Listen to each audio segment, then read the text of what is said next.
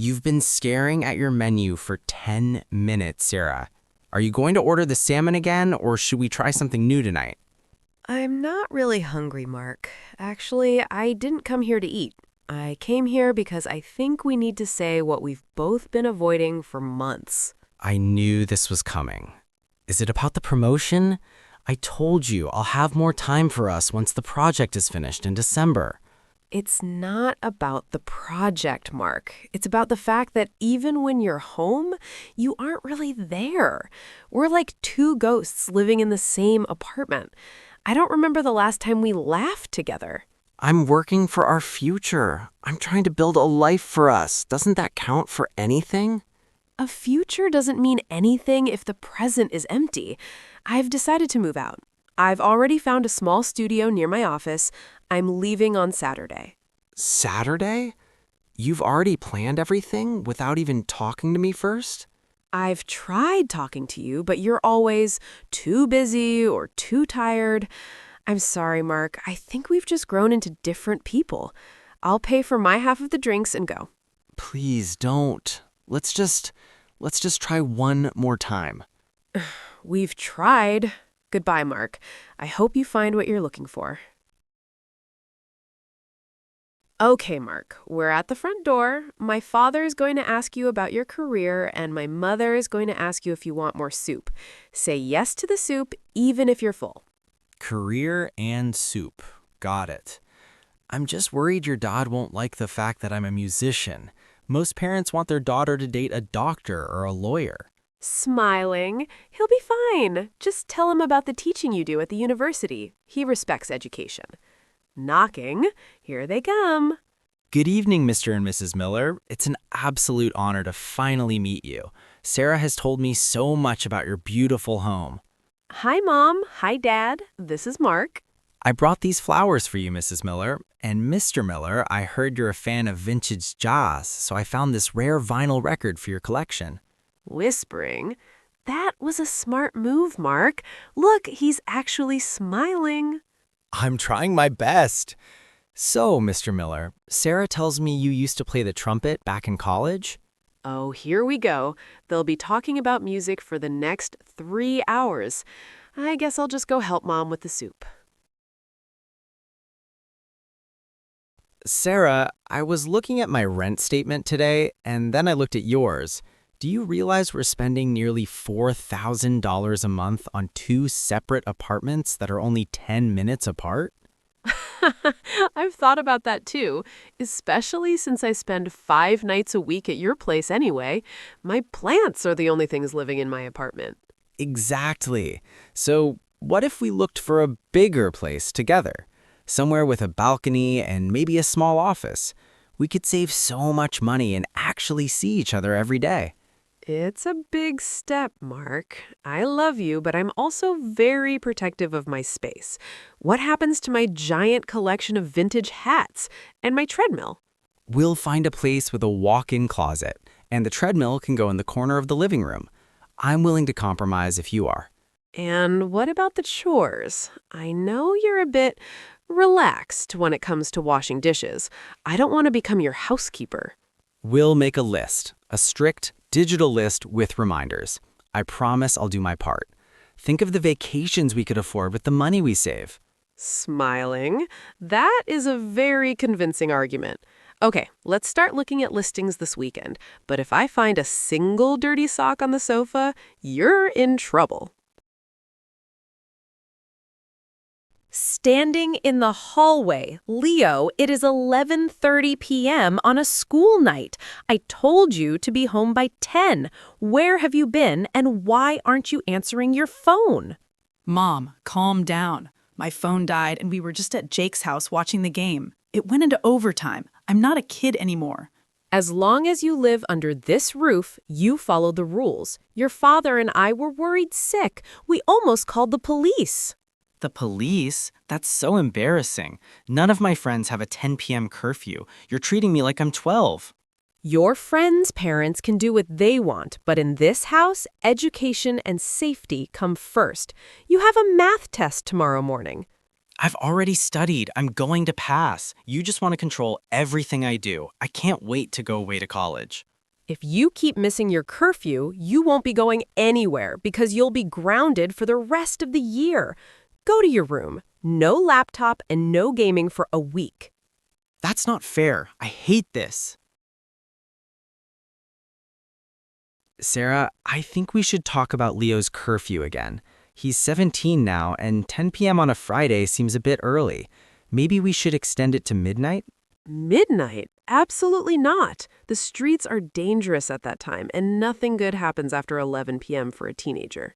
I understand your concern, but if we don't give him a little more freedom, he's just going to start lying to us. He's a good kid. He gets good grades. I think he's earned some trust. Trust is one thing, but safety is another. What if his friends are driving and they've been drinking? I don't want him in a car with a teenager at midnight. How about a compromise? He can stay out till midnight, but only if I pick him up. That way we know he's safe and not in a car with someone else. Thinking. And he has to keep his phone on and reply to my texts immediately? Exactly. If he misses one text, the curfew goes back to 10 p.m. for a month. It's a trial period.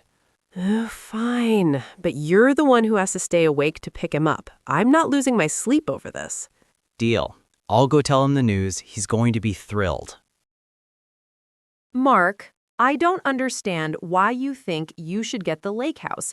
Dad specifically told me that I could have it because I'm the one who spent every summer there with the kids.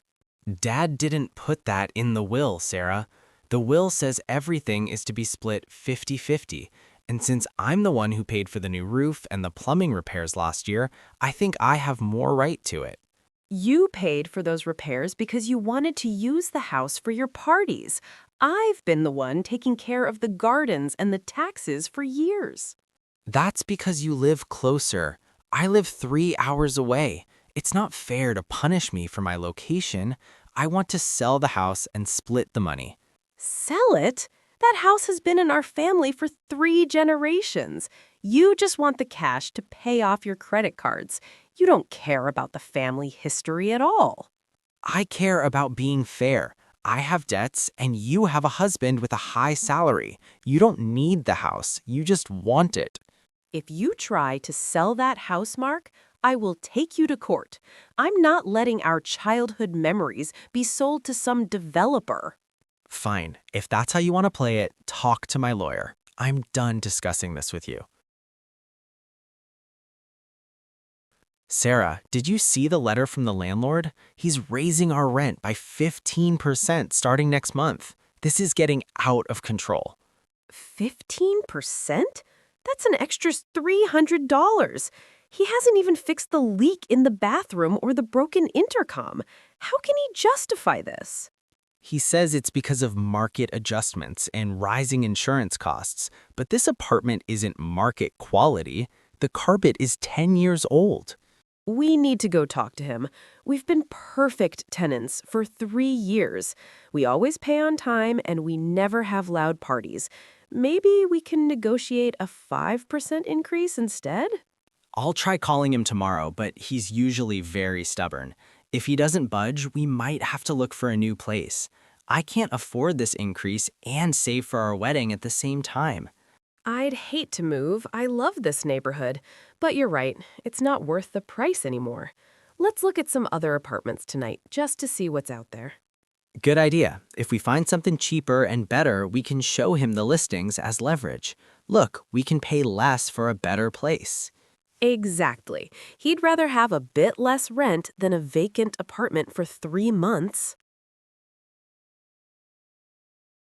Checking her passport for the 10th time. Do you have the boarding passes? And did you make sure the liquids are in the plastic bag? I don't want to be the person who holds up the security line. Sarah, relax. I have everything right here on my phone. The bags are checked, the security line is short, and we have 2 hours before our flight. Let's just grab a coffee. I can't relax until I'm sitting on the plane. What if the gate changes and we don't hear the announcement? Or what if there's a problem with the terminal? You're the most organized person I know, and you're still a nervous wreck. Look at those people over there. They're eating a full breakfast. We should do the same. I'm too stressed to eat. I'll just have a tea. Did you remember to turn off the oven and lock the back door? I checked the oven 3 times, Sarah, and I locked the door. I even took a photo of it so I could show you if you got worried. See? Okay, thank you. You know me so well. I just want this vacation to be perfect. No work, no stress, just us and the beach. It will be. Now let's go find that tea. My treat. Looking at the screen. You have to be kidding me. Delayed by another 4 hours? That's going to make us miss our connecting flight in Frankfurt. This is the second time this has happened with this airline. They said it was a technical issue, but I bet they just didn't have enough crew members. I'm going to go talk to the gate agent. They need to put us on a different flight or at least give us some food vouchers. I'm starving. There are already 50 people in line at the desk, Mark. Everyone is angry. Look at that man over there. He's shouting at the poor girl. Well, I'm not going to shout, but I am going to demand an answer. We paid a lot of money for these tickets. We shouldn't be stuck in a terminal for 6 hours. According to the law, if the delay is more than 3 hours, they have to compensate us. I'm going to start filling out the claim form on my phone right now. Good idea. Let's keep a record of everything. I'm going to try and find some water. Do you want anything while I'm up? Just some peace and quiet. But I'll settle for a bottle of water and a sandwich. This is going to be a very long day.